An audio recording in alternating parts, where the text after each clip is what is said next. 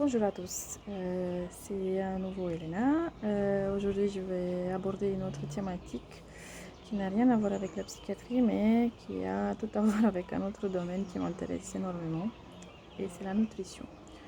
Et d'une manière plus générale, la santé. Donc aujourd'hui, je vais parler des produits, des céréales, du pain, des produits un peu qu'ils ont reçu dernièrement une très mauvaise publicité, qui sont traités comme des ennemis de notre santé, qu'il faut éliminer absolument de notre alimentation. Et on sait bien que les Français adorent leur pain, leur baguette. Donc c'est encore plus difficile de suivre ces recommandations, on va dire, entre guillemets, de certaines personnes de commerce ou des influenceurs, etc., qui sont à fond avec les diètes sans gluten, sans lactose, sans sucre, voilà, tout ça. Donc pourquoi je voulais aborder cette thématique, c'est parce que je crois que c'est très important. Je suis quelqu'un qui croit beaucoup dans le concept de modération. Après, c'est très difficile de définir la modération parce qu'on est tous différents. Ce que ça veut dire modération pour moi, ça ne veut pas dire forcément la même chose pour quelqu'un qui a 1m81 ou 90 et qui pèse 120 kg. Pour lui, la modération, ça va être autre chose que pour moi. Donc il faut bien prendre en compte les différences, ou pas les différences, mais les caractéristiques de chacun. On est des individus. Il faut que chacun se connaisse un petit peu et qu'il soit très connecté à soi-même et un petit peu aussi dans la logique des choses. C'est vrai que dernièrement, on a utilisé un peu la nourriture comme des mécanismes compensatoires pour d'autres problématiques. On a commencé à manger de façon compulsive pour combler des manques qui sont en nous. Donc si on est devant ce type de relation entre nous et la nourriture, je vous conseille fortement de consulter, d'aller voir un psychologue pour traiter cet élément émotionnel qui envahit l'alimentation, et essayer de faire des démarches pour se reconnecter à soi, écouter vraiment son corps, parce que je crois que c'est le plus important. Lui va nous dire un peu ce qu'il faut manger, pas manger, combien il faut manger. Et c'est pas toujours simple et évident. On a parfois envie de manger plus du pain avec du fromage ou pas. Là, je suis coupable. Et voilà. Il faut vraiment se reconnecter à soi-même. Après, pourquoi je crois que je suis pas adepte de cette nouvelle mode qui dit oh là là, il faut éliminer tout ce qui est pain, tout ce qui est céréales de notre alimentation, puisque en fait on ne le sait pas, mais tous on a des problèmes digestifs, on a tous une inflammation, ça crée de l'inflammation dans notre système digestif, tout ça. Alors, il n'y a aucun vraiment étude scientifique qui prouve ça. Après, tout est vraiment dans la quantité et la qualité des choses qu'on consomme. C'est pareil pour les produits et céréales. C'est une chose de consommer des produits qui sont intégrales, qui contiennent encore des fibres, qui ne sont pas trop industrialisées. Bien sûr, c'est une autre qualité nutritionnelle. Après, ça ne veut pas non plus dire que vous n'avez plus le droit de manger un beignet ou un biscuit qui contient que de la farine de blé standard, très industrialisée.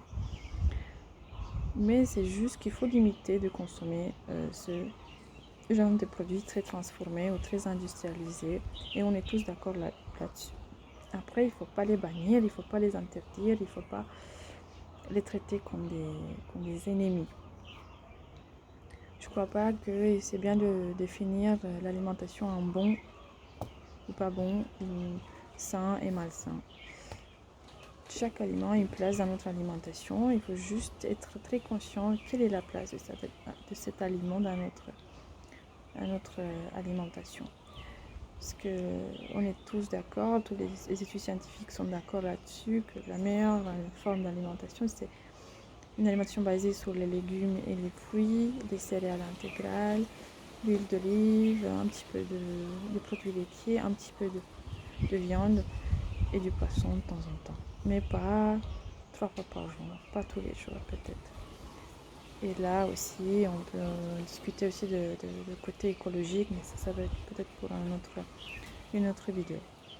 Donc voilà pourquoi, c'est pour ça que je ne crois pas que les produits céréales, il faut les éliminer de notre alimentation. Je ne suis pas promoteur d'une alimentation sans gluten. Je crois pas, je crois que c'est juste du commercial. On n'a pas tous une maladie cœliaque, on n'a pas tous un syndrome irritable. Après, bien évidemment, les personnes qui souffrent de ça, je ne recommande pas. Je recommande rien, je ne suis pas nutritionniste, mais je ne suis pas un endocrinologue.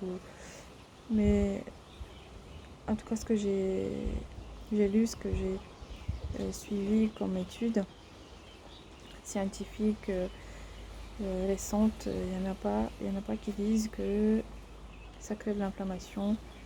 Effectivement, sur un intestin ou un système digestif qui est déjà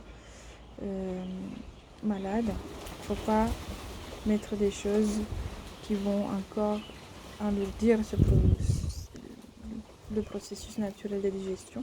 Il faut le faciliter, il faut suivre les démarches avec un spécialiste. Donc pour eux, effectivement, ces produits, c'est pas une bonne solution. Après, peut-être qu'il y a aussi moyen de trouver une modération pour eux aussi. Et que peut-être ils peuvent les consommer, mais avec une autre définition de la modération. Voilà ce que je voulais. Après, je voulais aussi évoquer aussi le fait que les produits céréaliers sont très importantes aussi pour l'alimentation des carbohydrates des sportifs. Surtout les sportifs qui font de l'endurance. Même si maintenant c'est très à la mode tout ce qui est keto diet et tout ça, manger, limiter les carbohydrates et tout ça. Les dernières études ont montré qu'en fait la meilleure alimentation pour les sportifs, ça reste quand même l'alimentation basée sur les carbohydrates, où ils ont besoin aussi des carbohydrates simples et complexes pour donner de l'énergie et surtout rétablir les dépôts de glycogène.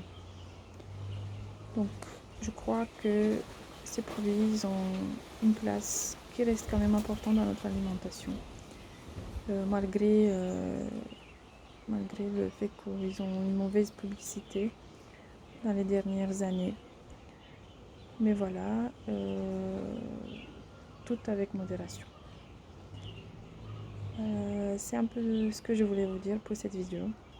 J'espère que j'ai bien présenté un peu mes arguments pour parler de la modération un peu en tout, et aussi pour les produits de céréales, le pain et tout ce qui est dérivé de céréales.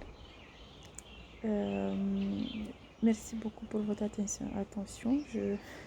J'attends votre commentaire, vos suggestions aussi pour d'autres sujets à aborder, des sujets qui vous intéressent, ou vous posez des questions.